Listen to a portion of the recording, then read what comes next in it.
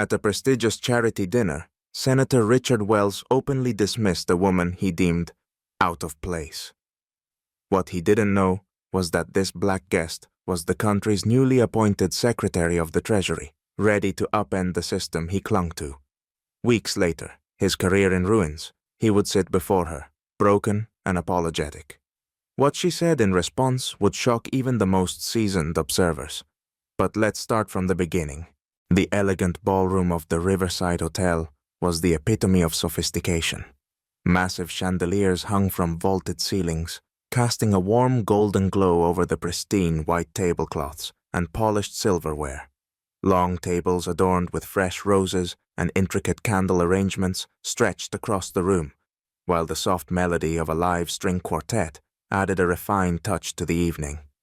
The annual charity dinner was the highlight of the city's political and social calendar.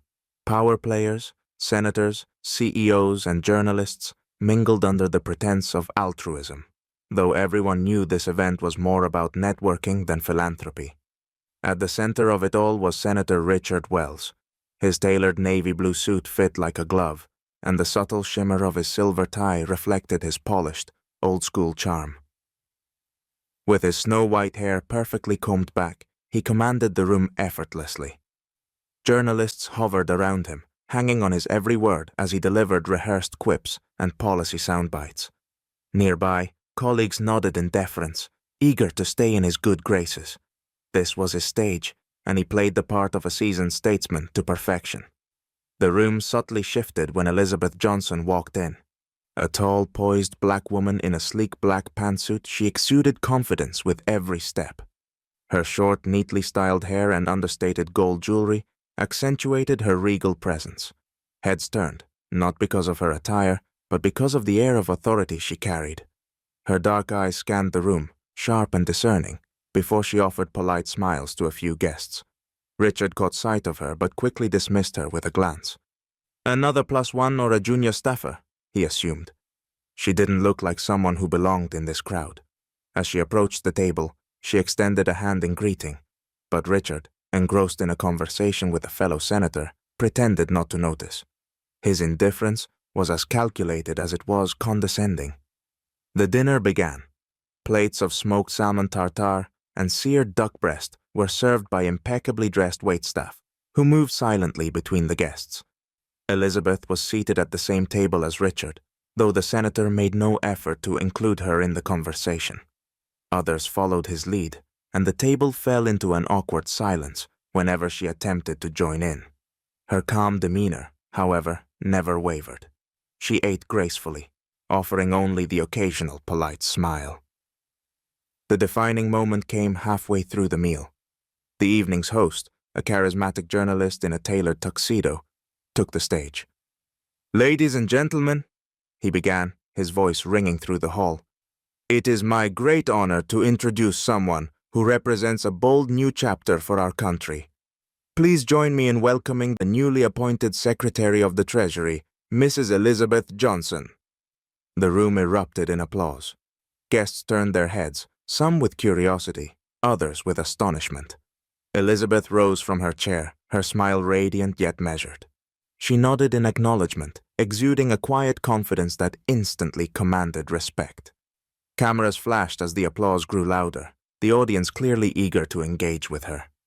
Across the table, Richard froze. His expression shifted from disbelief to barely concealed panic. His jaw tightened, and his hand reflexively reached for his wine glass. He couldn't believe that the woman he had just spent the last hour dismissing was the Elizabeth Johnson. The camera crew caught every flicker of discomfort on his face. His attempt to adjust his tie came off as nervous and clumsy, further fueling the buzz among the guests. By the time the applause died down, whispers had already started circulating. "Did you see Wells' reaction? He looked like he'd swallowed a lemon." Elizabeth returned to her seat, gracefully resuming her meal as if nothing had happened.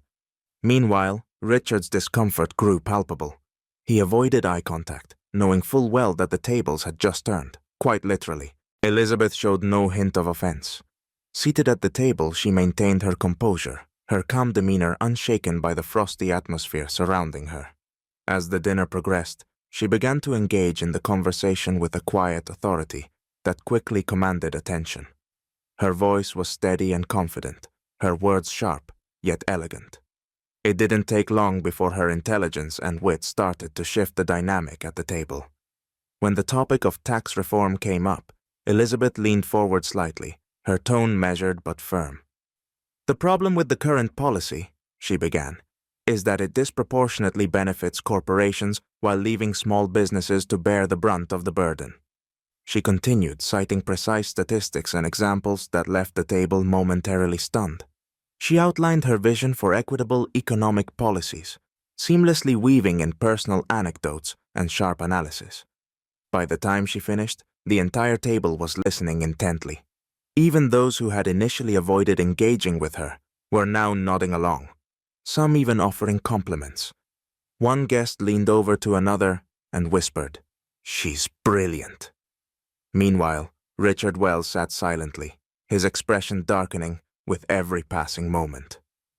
He shifted in his chair, his discomfort as palpable as the admiration growing for Elizabeth. The tension at the table peaked when one of the guests, a younger congressman known for his playful demeanor, decided to inject some humor into the situation. With a mischievous smile, he turned to Richard. "Senator Wells," he quipped, "you've been awfully quiet tonight. Surely you have a rebuttal for Secretary Johnson's points." The room froze.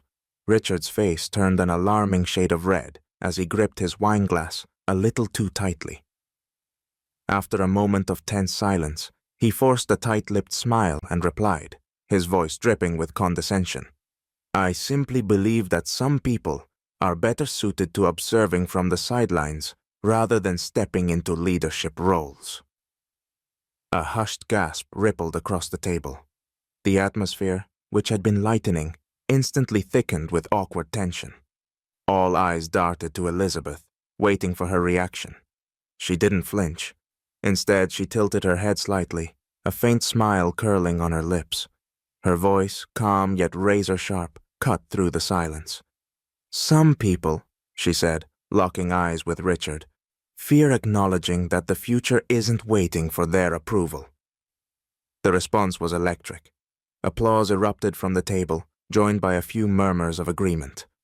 Several guests turned toward Richard, their expressions ranging from amusement to disapproval. He clenched his jaw and looked down at his plate, clearly seething but unable to retort. Later that evening, a video of the exchange hit social media. The clip, showing Richard's dismissive comment and Elizabeth's flawless comeback, went viral within hours. Headlines appeared almost instantly.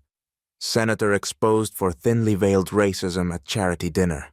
"Elizabeth Johnson shuts down Senator Wells with epic response," and "Leadership isn't waiting for approval. Elizabeth Johnson's perfect clapback."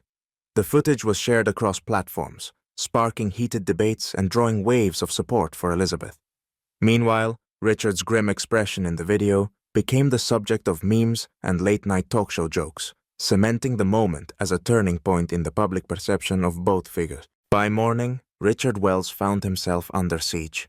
His email inbox and social media accounts were flooded with messages, ranging from outraged criticism to outright mockery. Citizens from across the country expressed their disgust with his behavior at the dinner. Satirical cartoons began circulating online, exaggerating his flustered expression and turning his dismissive remark into a punchline. Memes spread like wildfire, with captions such as, "Leadership isn't waiting for approval. Guess who's stuck in the past?" And, "When the future walks in and you're still living in 1950. Journalists, sensing blood in the water, pounced. News vans gathered outside his office, while reporters bombarded him with pointed questions at every public appearance.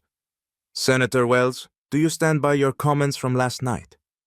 What do you have to say about the accusations of racism? Do you believe Secretary Johnson is unqualified for her position?" Cornered, Richard tried to defend himself. During an impromptu press conference, he addressed the media with a strained smile. "My remarks were taken out of context," he insisted, his voice wavering slightly. "I respect Secretary Johnson and her achievements. Any suggestion otherwise is entirely fabricated." But his excuses fell flat. The video of the dinner, now viewed by millions, spoke louder than any carefully worded statement. Public perception was unforgiving, and the damage was already done. Social media commentators, talk show hosts, and editorial columns tore apart his feeble attempts at damage control. Meanwhile, Elizabeth Johnson remained unshaken. Her office was buzzing with activity as interview requests poured in. That evening, she appeared on one of the country's leading news programs. Sitting across from the host, she radiated calm confidence. "I've faced moments like this before," she said, her voice steady and resolute. "As a black woman in politics, I've grown accustomed to being underestimated, ignored, or dismissed. But moments like these only strengthen my resolve. Our communities, our voices, and our perspectives matter, and no amount of resistance will stop us from moving forward." Her words resonated deeply with viewers. Clips from the interview flooded social media, with hashtags like Elizabeth Rising and All Leadership Redefined trending nationwide. People admired not only her composure, but also her ability to address the issue with dignity and determination. At the same time, investigative journalists began digging into Richard's past. It didn't take long for skeletons to emerge from his legislative closet. Articles surfaced detailing how, over his years in office, he had repeatedly voted against bills aimed at addressing systemic racial inequalities. One particularly damning piece revealed that he had actively lobbied to block funding for programs designed to uplift African American communities. When confronted with these findings at a scheduled press conference, Richard looked visibly cornered. A journalist bluntly asked, "Senator, how do you respond to allegations that your voting record reflects a pattern of racial bias?" Instead of offering a clear response, he muttered something vague about fiscal responsibility and abruptly ended the event. His refusal to engage only fueled the firestorm of criticism.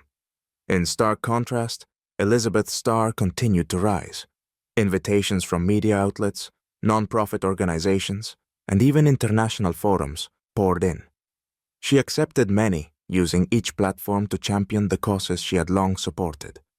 Her calm yet powerful demeanor inspired countless individuals who saw in her a reflection of their own struggles and aspirations.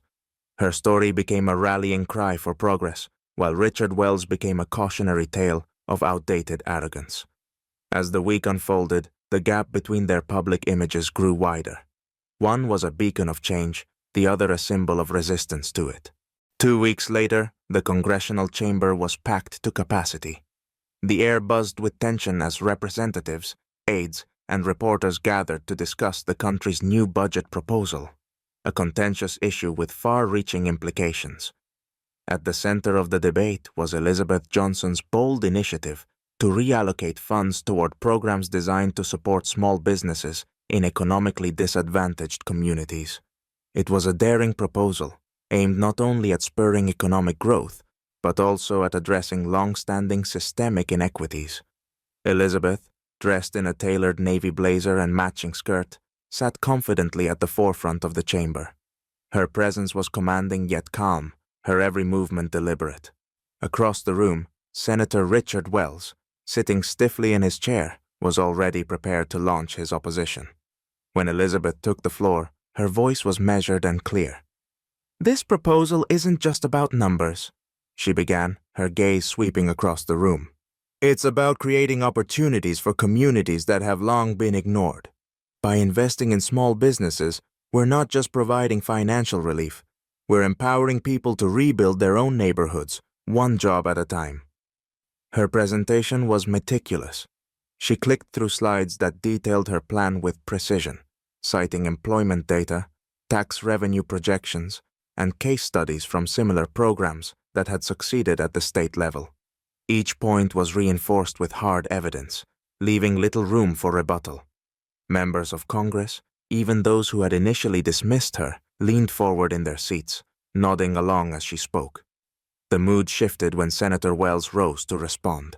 His voice was sharp, tinged with disdain. "Madam Secretary, while your intentions may be noble, this plan is nothing short of economic recklessness," he declared. You're asking us to divert funds from critical industries to subsidize projects that have no guarantee of success. This will lead the country straight into financial catastrophe." A murmur rippled through the chamber. Richard's supporters nodded in agreement, but the mood was far from unanimous. Elizabeth remained seated, her expression unchanged. When Richard finished his statement, she calmly rose again, the faintest hint of a smile playing on her lips. "Senator Wells," she began, her tone unwavering, "I appreciate your concerns, but let me correct a few misconceptions." She proceeded to dismantle his arguments point by point, her voice steady but firm. She highlighted how her proposal had been vetted by top economists and outlined the long-term benefits, including a projected increase in GDP and a reduction in unemployment rates. Her logic was airtight, her delivery flawless. As she spoke, even members of the opposition began to nod in agreement. The room grew quieter, the weight of her words sinking in. Richard, sensing that he was losing ground, tried to interject. He raised his hand and leaned into the microphone. "If I may," but the Speaker of the House cut him off. "Senator Wells, you'll have your turn after Secretary Johnson finishes." Elizabeth didn't miss a beat. She continued with her final point, her voice carrying the authority of someone who not only believed in her cause, but had the expertise to back it up. "This isn't just about economics, it's about justice. It's about ensuring that every American, no matter where they're from or what they look like, has a fair shot at building a better life. That's not a radical idea. That's the American dream." As she finished, the chamber erupted into applause. Members of Congress stood, clapping enthusiastically, while Richard sat frozen in his seat, his face pale and his hands gripping the edges of his desk. The energy in the room was electric, with Elizabeth clearly emerging as the victor in the debate. By the next morning, headlines across the country told the story. "Elizabeth Johnson triumphs in budget debate." "Wells silenced as Secretary Johnson wins over Congress." And the most cutting, "Richard Wells learns the hard way. Don't underestimate Elizabeth Johnson." The video of the exchange dominated the news cycle, with analysts praising Elizabeth's poise and intellect, while Richard's defeat became the subject of widespread ridicule. It was clear to everyone watching, Elizabeth Johnson had not only won the debate, but solidified her place as a formidable leader on the national stage. Richard Wells' reputation crumbled like a house of cards. The fallout from his public humiliation and subsequent missteps was swift and unforgiving. Major political donors, once the bedrock of his career, began pulling their support. Statements from his former backers cited a divergence of values, but the subtext was clear. They no longer wanted to be associated with his tarnished name. Public opinion polls painted an even bleaker picture. Once considered a steadfast figure in the Senate, Richard now found himself in freefall. His approval ratings plummeted to historic lows, with voters across the political spectrum expressing disappointment or outright disdain. Social media platforms buzzed with calls for his resignation, while local protests outside his offices demanded accountability for his years of divisive rhetoric. Within weeks, the repercussions hit their peak. Richard was quietly removed from several key committees, his once prominent voice in legislative discussions now silenced. Whispers began circulating in Washington that his days in politics were numbered. The same colleagues who had once sought his favor now avoided his gaze in hallways, unwilling to be associated with his sinking ship. Meanwhile, Elizabeth Johnson's star continued to rise. Her victory in the budget debate and her calm handling of the media frenzy had made her a household name. She became a sought-after speaker, her presence commanding attention at major national and international forums. At each event, she spoke with clarity and passion, championing issues of equity, opportunity, and justice. Her speeches resonated deeply, inspiring millions and solidifying her image as a leader for a new era. Elizabeth's policies gained traction as well. Her initiatives for small business support began rolling out, and early reports suggested they were already making a tangible impact in struggling communities. Her name became synonymous with progress, and people from all walks of life rallied around her vision for the future. But the story took a surprising turn when Richard, now politically isolated and personally defeated, reached out to Elizabeth. Against all expectations, he requested a private meeting. Despite their history, Elizabeth agreed. The meeting took place in her spacious office on the top floor of a government building. The room was elegant yet understated, with a large wooden desk dominating the space and an expansive window offering a breathtaking view of the city skyline. The late afternoon sun bathed the room in warm light, casting long shadows across the walls. Richard entered, looking like a shadow of his former self. His once impeccable suit now seemed ill-fitted, and his posture, usually so upright and commanding, was slouched with the weight of regret. His face, pale and lined, bore the unmistakable signs of sleepless nights. He hesitated briefly before stepping forward, his hands fidgeting with his tie. Elizabeth, seated behind her desk, greeted him with a calm yet piercing gaze. Her expression was unreadable, not hostile, but not welcoming either. She gestured for him to sit in the chair across from her. For a moment, the room was silent, except for the distant hum of traffic outside. Richard finally spoke, his voice subdued. "I've had time to reflect," he began, his eyes fixed on the edge of her desk. "And I realize now how wrong I've been. Not just about you, but about a lot of things." He paused, as if searching for the right words. "I let my pride and my biases cloud my judgment. I don't expect forgiveness, but I wanted to tell you this in person. Perhaps it's too late, but I'm sorry." Elizabeth leaned back in her chair, her expression softening slightly. She studied him for a moment before responding. "Acknowledging your mistakes is a start, Senator Wells. But the real work begins with action. Change isn't about words. It's about what you're willing to do differently." Richard nodded, his shoulders slumping further.